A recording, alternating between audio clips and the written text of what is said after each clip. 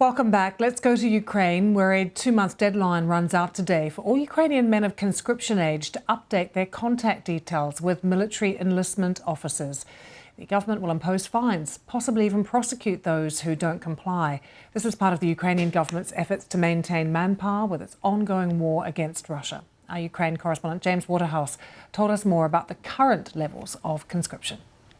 There are lengthy queues outside some recruitment offices in cities like Kyiv, and it's sites like that which officials are keen to point out. It represents a level of engagement among some men keen to meet the deadline today, where if you're between the age of 18 and 60 and you're either a reservist or of conscription age, which is from the age of 25, you have to register your email, where you live and where you can be found with the country's military database.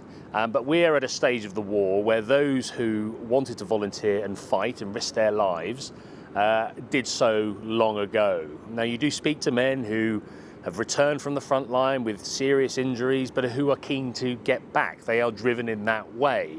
But there are others now that you hear more and more who are petrified of being called up. The argument is that not everyone is a killer, and they are frankly scared of what is going on the front line. We're also talking about a system where there is historically been a serious lack of public trust, where there have been historical claims of corruption, where if someone had enough money or knew the right person, they could avoid the draft and even be smuggled out of the country. Ukraine passed a new mobilization law, which was seen as controversial. It widened the age, but crucially, in the eyes of critics, it didn't have a cap on the time you would need to serve.